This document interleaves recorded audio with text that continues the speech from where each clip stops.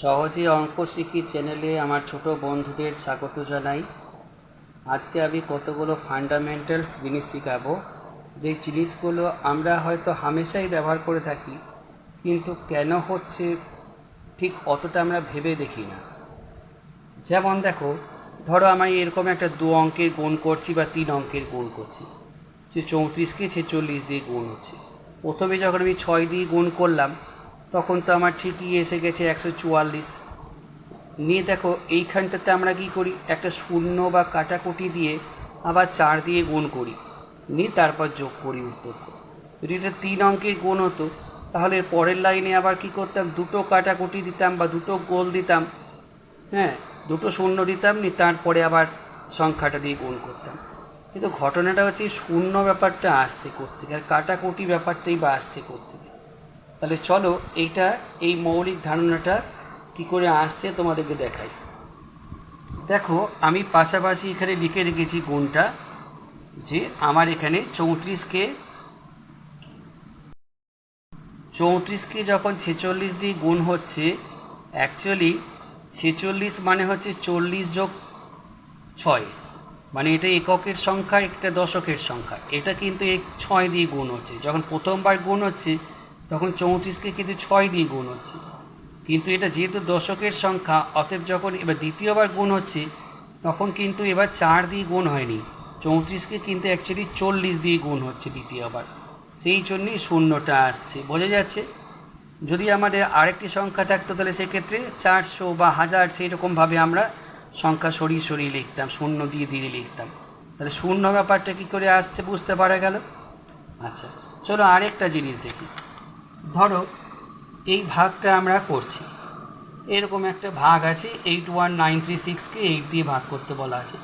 8 1 8, আমরা বলি 1 নামলো, 1 তো আর 8 দিয়ে যাবে না, চলো শূন্য দিয়ে একটা 9 নামালাম, 9টা নামালাম, নিয়ে আবার যেমন যেমন ভাগ হয় করলাম।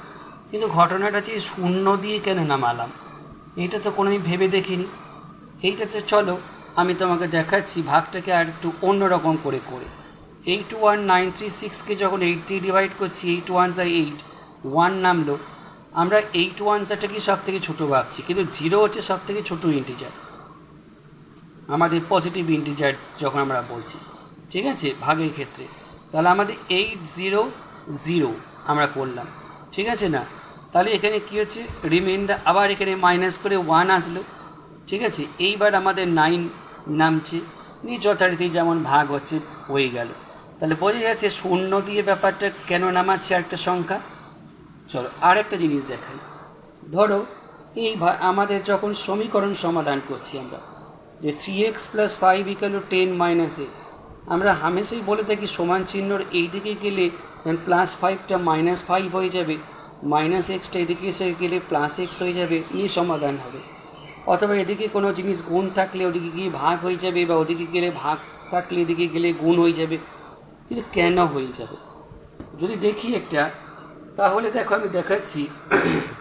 3x + 5, ওই একই অঙ্ক লিখেছি, = 10 - x। আমি প্রথমে কি করেছি, যেহেতু এক্সটাকে কাটতে হবে, তাই দুদিকেই আমি সমান চিহ্ন, তো এটা দাঁড়ি পাল্লার মতন ব্যাপার, যেদিকে যা করবো ওদিকেও তাই করতে হবে। তা আমি এদিকে যদি +x করি, এদিকেও +x করলাম।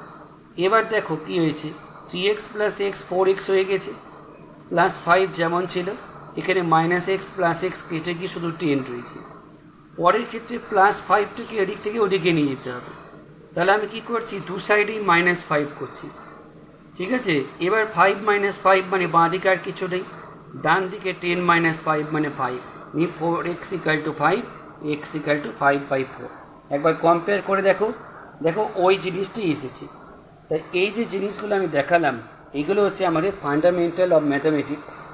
এইগুলো একদম ছোটো থেকে শেখানো হয়, যেগুলো আমাদের হামেশাই আমরা ব্যবহার করি, কিন্তু হয়তো কোনো ক্ষেত্রে আমরা খেয়াল করে দেখি না। তো আজকে আমাদের আলোচনায় আমি সেই জিনিসগুলো আলোচনা করলাম, আরও ভবিষ্যতে এই ধরনের অনেক জিনিস নিয়ে আসবো।